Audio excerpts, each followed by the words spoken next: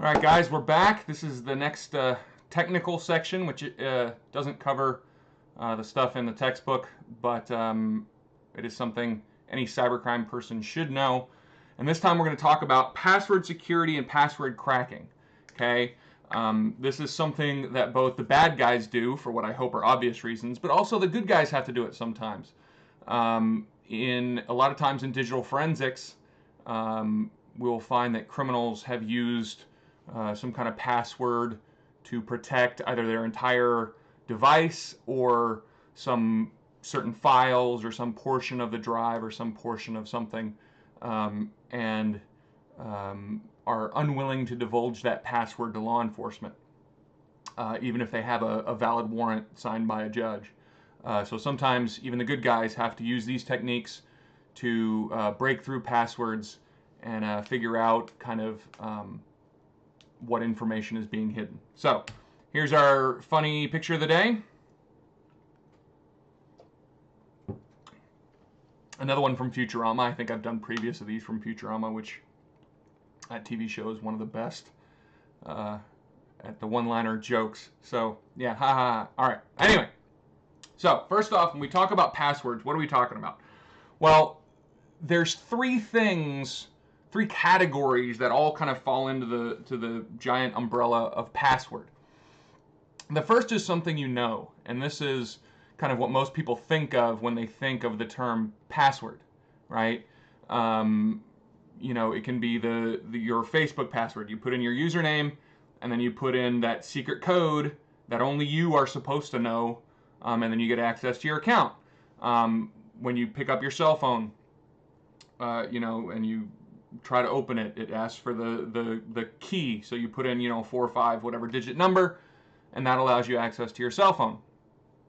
But in addition to the things you know, i.e. the standard common, passwords, there can also be something you have. Okay, this can be a physical device that you carry around with you that you use in the same way as you would use a password. So, a lot of companies these days, to get into their building, you have to have that little magnetic swipey, right? My wife works at a hospital. If she wants to go into certain areas of the hospital, she has to use her badge to swipe through a thing. That badge or that magnetic device or that, whatever, is something you have that acts in the same way as a password. It does the same thing. It accomplishes the same goals. And then the third one is something you are, i.e. some piece of you that is unique to you, right? And the most common one there is fingerprints. There's a lot of places these days where to kind of prove who you are, you put your finger on the thing and it reads your fingerprint and says, oh, yep, that's you. But it can be other things, which we'll talk about later in this section. Your face, your retina, lots of different things, but different pieces of you, okay? The best passwords or the best security uses at least 2, if not all 3 of these things.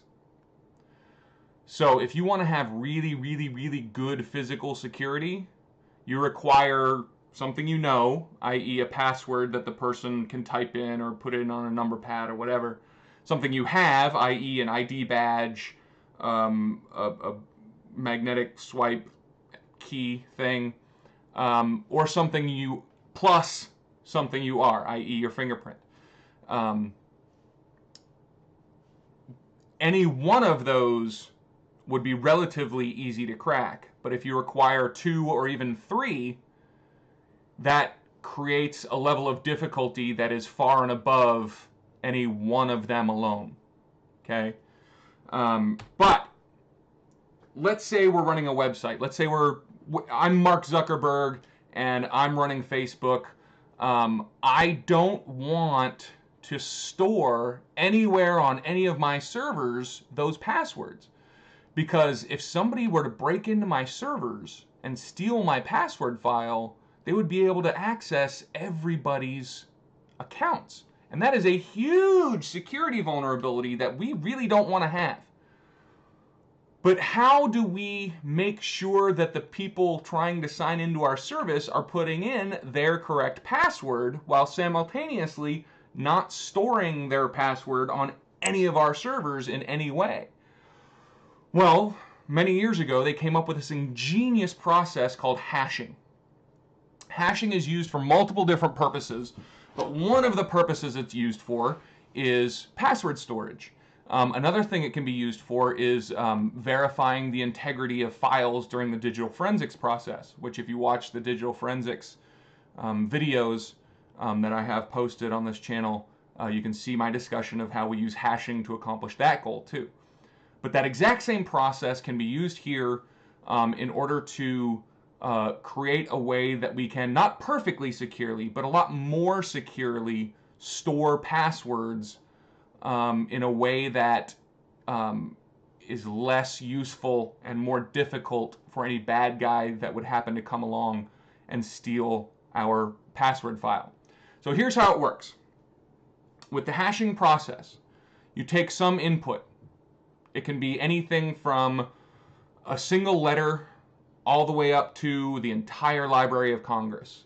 It can be any length input. You take that input, you run it through this super complicated mathematical process, like things that you would have to have a PhD in math to even begin to understand how this mathematical process works. And out spits a fixed length output. Okay? Now, sounds fairly simple. Input, send it through a math process, it gives you some output. But this process, the way it's designed, there are many different ways to do this. There are many different what are called hash algorithms. The most common ones are MD5, SHA-1, SHA-256.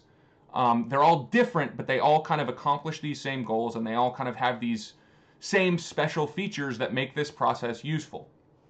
So, one of the things that makes this process useful is if you put in the exact same input, you will get the exact same output every single time.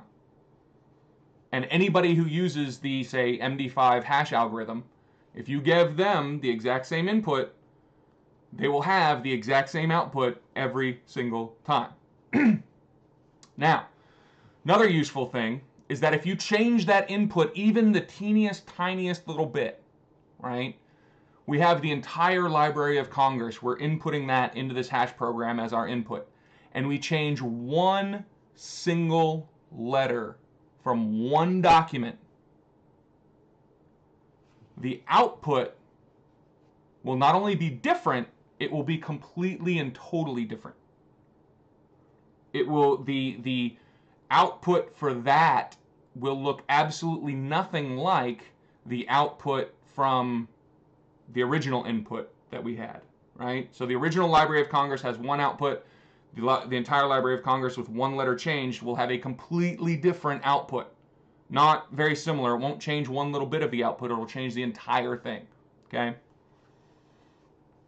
Now, this is useful for password storage because what we can do is set up one of these hashing processes for the passwords anytime you want to store it, whether it's on your Windows password that gets stored on your Windows machine, whether it's your Facebook password that gets stored somewhere on Facebook servers, whether it's your phone, 4 or 5 digit input key that gets stored somewhere on your phone. Instead of storing that password in plain text, and every time, you log back in, it says, hey, he put in his password as pencil. Let's look at his account in our password file. Oh, look, his password is pencil. We should give him access. That kind of comparison would require that they stored your password in plain text somewhere on their servers. Instead, what they do is when you sign up for an account, when you create your Windows account, when you create your Facebook account, when you create your password on your phone, it asks you, put in your password. You put in a password. It usually asks you twice, right? Put in the exact same password again. And then what it does is it hashes that password. And if you put it in twice, and the hashes match both times, they know you put in the exact same password twice. If the hashes don't match, they say, hey, you put in 2 different passwords. You got to put in the same password in both those things when you're signing up so we can make sure you're getting the password that you really want. You didn't make a typo or something. So once your account is created, it doesn't store your password. It just stores the hash of that password. Now, whenever you want to sign in, you sign into your Facebook account, you put in your username, you put in your password. It doesn't say, does this password match what I have on file? It hashes that password again and sees if that hash matches the hash on file.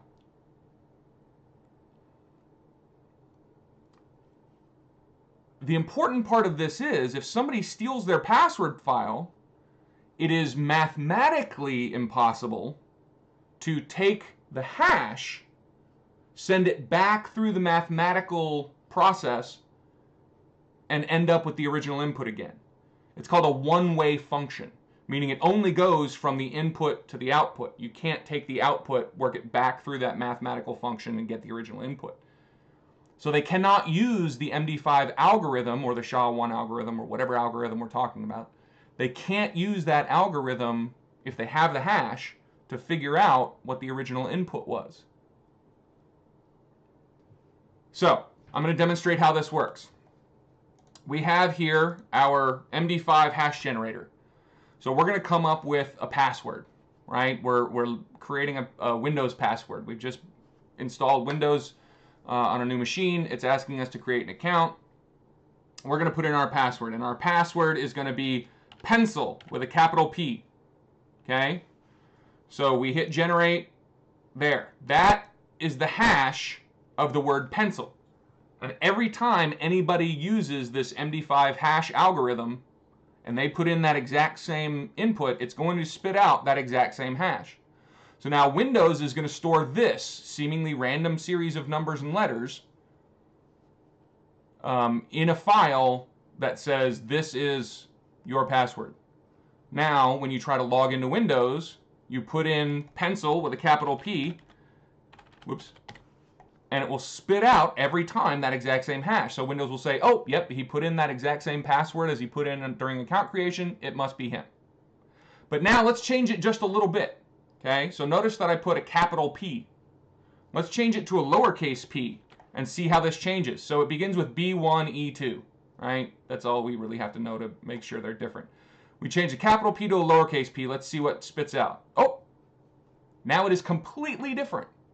All we changed was a capital letter to a lowercase letter. That is a very minor change, but you'll notice that the hash completely different. Okay? So Windows is going to see this hash and say, that's not the same hash that they stored on their account creation as their password. That's different. They didn't put in the right password. I'm not going to let them in. Okay? I don't know what they put in, but it wasn't what's on file as their password. It could be a little bit different, could be a lot different. I have no idea, but it's different. So I'm not going to let them in. They didn't put in the right password. Does that make sense? Okay? So, if I were to break into Facebook servers and steal their password file, I wouldn't get a whole bunch of passwords.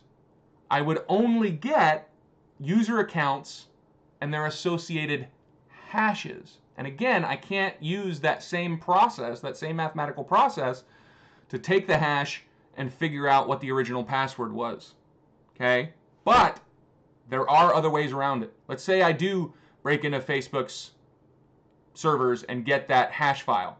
There are other ways that I can figure out exactly what people's passwords are. It's more difficult than just, finding a whole list of passwords in plain text, but it's not impossible. So, if we have the hash of the password, and if you're on a Windows machine, it's very easy to find where Windows stores the hash of, say, the Windows user accounts. If you break into any website servers, you can find where they store their hashes. It's not that uncommon to have password files accessible or stolen or found somewhere. So let's say we have this hash file. We've broken into Facebook, we got their hash files, but those don't help us. We need one more step in converting that hash back into the original password. We can't do it mathematically, but what we can do, first of all, we can do what's called a brute force attack. Okay, a brute force attack is where you just kind of try every combination of random letters and numbers and see if that hash matches any of the hashes that you have in your hash file as a password, right? So if I take pencil and I hash that, I find this hash, and then I look at the Facebook password file and I say, does anybody's hash match this hash? And oh, look, this person, this account, that same hash is the exact same one as the one I got when I hashed the word pencil. Guess what? That's their password. It's possible for two different inputs. It's theoretically possible for two different inputs to have the same hash. But it is mathematically so remote as to be basically impossible. The odds of two different inputs having the same output and you finding it is 1 in trillions and trillions and trillions and trillions. Okay? So if I hashed pencil and it resulted in the same hash as this person has stored as their password hash, we are mathematically certain that their password is pencil. So with a brute force attack, we just try random combinations of letters and numbers, right? So we could try A. What's that hash? Does that match anybody's hash? No? Okay, then nobody has that as their password. A. Does the hash that? Does that hash match anybody's password? No? Then it's probably not. To brute force any one particular password, assuming it's relatively long, so brute forcing all of the one-letter possible passwords takes under a second. All the combination of 2 letters and numbers takes probably still under a second. 3 takes a little longer. 4 takes a little longer. 5 takes a lot longer. So as you add length to your password, the amount of time it would take to brute force every single combination of letters and numbers in that amount of space, 5 characters, 6 characters, 7 characters, 8 characters, increases exponentially. And by the time you get to, say, a 10-character password, the amount of time it would take a modern computer to brute force every single combination of letters and numbers for 10 different spaces is in the thousands of years. It's longer than a human lifetime. You don't have to worry about brute forcing any one particular password. But now let's say I have all of Facebook's hashes. There's, what, billions of Facebook users? I can start a brute force attack and let it run for a month. Let it run for a week. Just through sheer random chance, I will probably have brute forced at least some of those billions of passwords. Nowhere near all of them, probably not even near half of them, but more than 0. Just through sheer random chance of picking the right combination of letters and numbers. So for any one particular password, brute forcing is very difficult, if not impossible. But for a huge list of hashes, you can get some certain percentage of them depending on how much time you're willing to let your computer run different combinations of letters and numbers. But let's say we don't have that kind of time. One of the problems with the passwords that they choose is that they're not random combinations of letters and numbers. Okay? Most people choose passwords like pencil, passwords like the name of their dog, right? In that case, we don't have to try every combination of letters and numbers, do we? We just have to try, say, words in the English language. And that's where we get the dictionary attack. Okay? They're called dictionary attacks because they started out with just the English dictionary, every word in the English dictionary. And that would crack a significant percentage of all the passwords that people were using. And then people started adding to these dictionaries. They started making them even more. They started making them even bigger with more things that people might pick as their password. So things like Boston Red Sox. Doesn't appear in the dictionary, does it? But it's still something that people might choose as their password. So they added that to the dictionary. And then they added more things and more things and more things. And today they have dictionaries that are huge. Many, like text files that are, you know, a large text file is 1 megabyte, right? That's a really large text file. They have dictionaries used for these dictionary attacks that are in the gigabytes. Huge, giant lists of all these possible different password combinations. And the bigger they get, the longer they take to run against any particular list of hashes. But it's still a heck of a lot faster than brute forcing. It might take on the matter of a few hours to do these huge dictionaries, whereas brute forces, again, could take thousands of years to hit every single combination of letters and numbers. But the dictionary attacks, unless your password is a random series of numbers and letters, those dictionary attacks have a really high chance of finding your password. The third thing we can do is what's called a rule-based attack. Okay? Let's say we know Facebook's rules for passwords. They require, I don't know if this is true. I'm just picking something out of the air. Let's say we know that this organization requires at least one capital letter, at least one number, at least one letter, and it has to be at least 8 characters long, right? Well, now we can put those rules in that don't try anything less than 8 characters, because it's not going to work, right? We know based on the rules of how these passwords were created that they have to have at least 8 characters, so don't try any of the 7-character or lower possible combinations. We know that it has to have at least one capital letter, so don't try any of the possibilities that don't have at least one capital and at least one lowercase letter.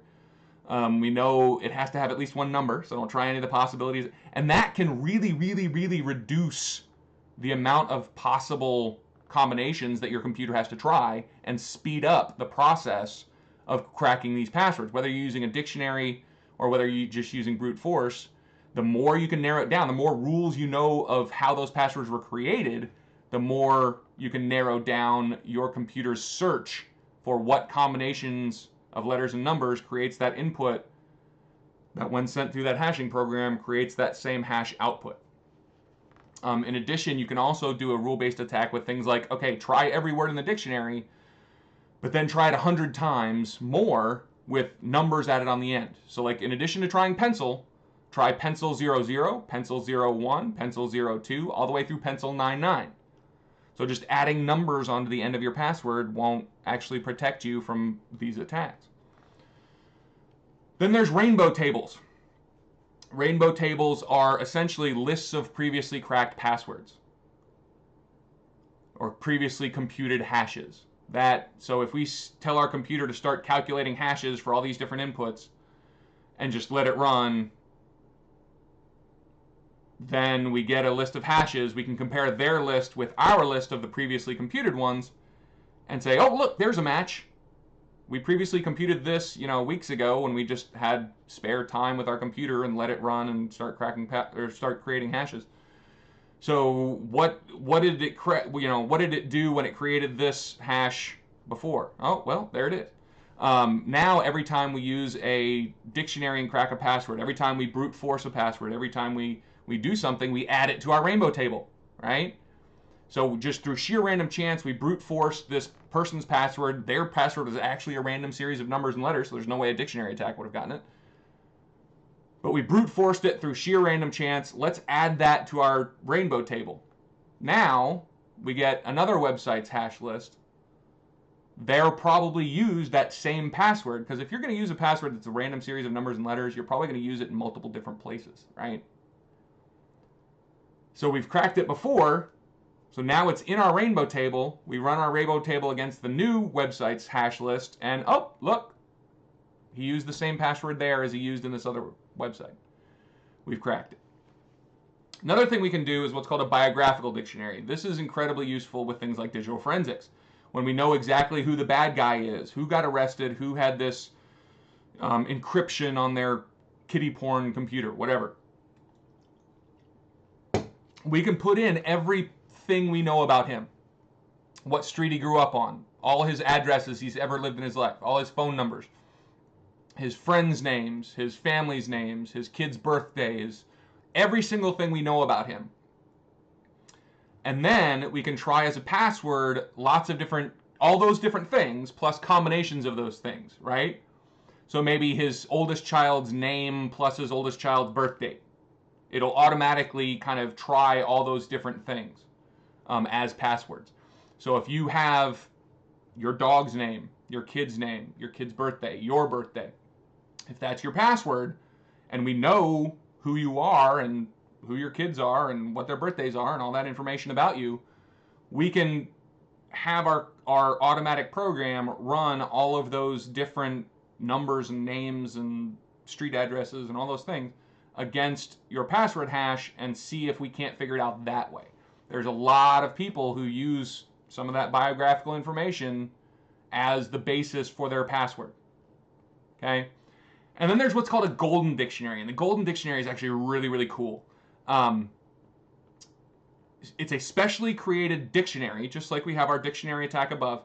It's a specially created dictionary with essentially the contents of a hard drive. So let's say I'm a digital forensics professional. I've got this hard drive from a suspect. I image it. I get all the files on it, everything from the Windows files to every text file he's had saved on there to his MP3 file, every single file he has saved on that hard drive. One of them is encrypted. What do we do? Well, one of the things we can do is, again, because people use passwords multiple times, people very rarely use one password for each of every different thing they use. People don't have a different Windows password and a different Facebook password and a different bank account password. They tend to use the same things multiple times. So, what we can do is take the rest of that hard drive and pull out every single combination of letters and numbers that appears anywhere on that drive. That way, if they have written down their password in any way or have input their password in any way, or it's stored on their hard drive in any way unencrypted, it's going to be in that list. So every single text file, every single word from every single text file on his drive gets added to our golden dictionary. Every single word from every other kind of file, Excel documents, MP3s, anything that appears in any of those gets added to this golden dictionary. Letters, numbers, words, anything. Then we try that against the password. And if his password for that encrypted file is stored anywhere on his hard drive, whether he knows it or not, it'll be in there, and you will hash that word, and it'll be like, oh, look, the hash is this. Oh, that's the same hash as his password, as this encrypted file. That must be his password. Okay? So there's lots of different ways we can crack those passwords if we have a hash. But let's say we don't have a hash. Well, that's kind of easy too. Okay? If we don't have the hash and we want to figure out somebody's password, there's a bunch of different ways we can do it. The first is what's called packet sniffing. So if you can listen in on anybody's network traffic, if either it's unencrypted or it's encrypted but you can somehow get past that encryption, you can listen to all the packets they're sending over that network, and eventually one of them's probably going to be the password, right? So you can essentially listen to their communication over their networks, and if it's either unencrypted or you can get past the encryption somehow, at some point they're going to send a password over their network, and then you can capture it, go in, use that password to get into whatever you need to get into. Password recovery software. People forget their passwords. It sucks. It's happened to me. So nicely, these companies have made these different pieces of software that will go in and recover what your password is. Bad guys can use that software for bad things, right? It's a tool created to help people, but it can also unfortunately be used by the bad guys to get at your password. And then another big way to do it is a keystroke logger. So if somebody sends you a virus, a Trojan horse, some kind of malware, and it includes a keystroke logger that you get installed on your computer, guess what? At some point, you're going to be typing away. You're going to log into your Facebook account or your bank account or whatever. You're going to type in your password, and that keystroke logger is going to log the keys you hit and send the bad guy all that information. So they can capture your password that way, just by capturing whatever inputs you make on your keyboard. Okay? Another way that people get passwords a lot is what's called social engineering. Social engineering is essentially the art of being a con man in a telephone or a computer context. Very, very similar skill sets between con men and social engineers. The most famous hacker in American history, a guy named Kevin Mitnick, was an expert social engineer, right? He was good with the computer hacking, the technical stuff, but his real skills were in social engineering, i.e. being a con man, calling people up and getting them to believe that he is who he says he is, and thus he deserves this information and whatever he needs. Easiest way to do social engineering is just to ask. You would be amazed at how many people will, if you say you're an authority figure over the phone or over the internet or whatever, if you say, hey, I am an authority figure that deserves this information, can you please give me your password? Can you please give me your phone number? Can you please give me your this, your that? You'd be amazed at how many people, what a high percentage of people, will do it. Will just send you their password. This became a big problem on like World of Warcraft. It was a big multiplayer game. People were pretending to be from the company that made the game, messaging people and saying, hey, I am so-and-so from the World of Warcraft team. There's a problem with your account. Please send me your password. And people were sending passwords. So the company had to go in and like send a message to everybody multiple times, like once a week. They would send this message, hey, we will never ask you for your password. If somebody claims to be from our company and asks you what your password is, they're lying. Don't give it to them. Another thing you can do is just guess, right? I was in high school. I went to a friend's house, and his father had gotten the satellite TV thing with every channel. But he had done the parental controls, so we couldn't watch the TV after, I can't remember what time, 10 o'clock at night or something. But my friend's parents went to bed. We were staying up late. We were like, we should watch some TV. And my friend was like, we can't because there's a password required. And so I went to the TV and I turned it on and I said, hey, what's your birthday? And he told me, and I put it in, and that didn't work. So I said, what's your brother's birthday? And he told me, and I put that in, and it worked. We sat there and we watched all the TV we wanted. Because if you know someone, and you know how people make passwords, a lot of times you can just guess what their password is, right? Another thing you can do is phishing. We talked about phishing in an earlier example, but essentially you send them an email or some other kind of message that says, hey, I'm from whatever organization, I'm from Bank of America.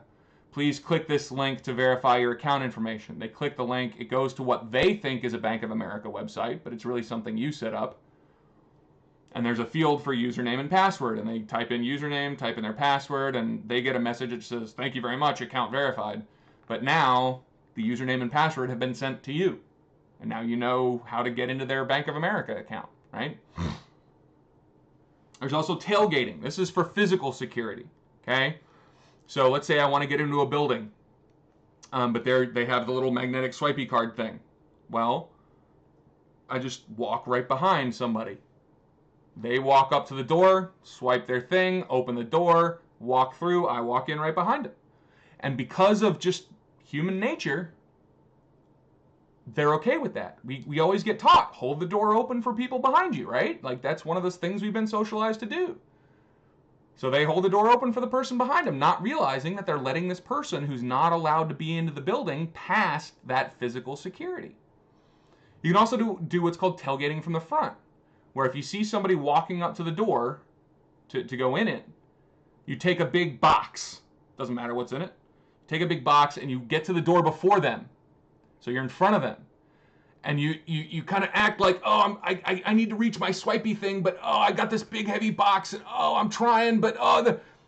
And again, the way we're socialized, that person walking up behind you would be like, oh, don't worry, I'll help you, I got it. They'll do their swipey thing, and let you right into the door, right?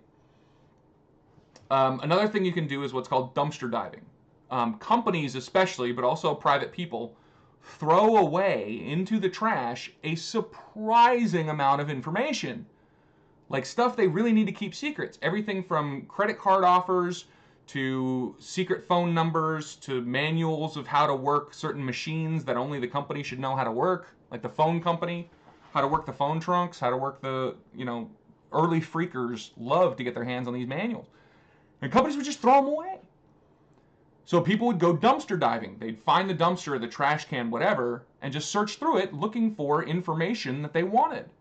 And it's amazing how much information you can find about people, about a company, about a group of whatever from the dumpster. And here's the really cool part for the bad guys. It's not illegal. Unless you're trespassing, there is nothing illegal about going through someone's trash.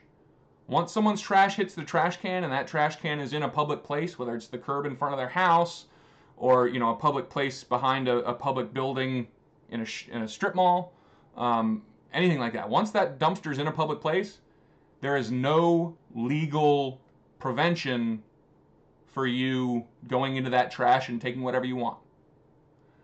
Again, if you're trespassing, that's illegal. But as long as you're not trespassing, going through someone's trash, completely legal in the United States.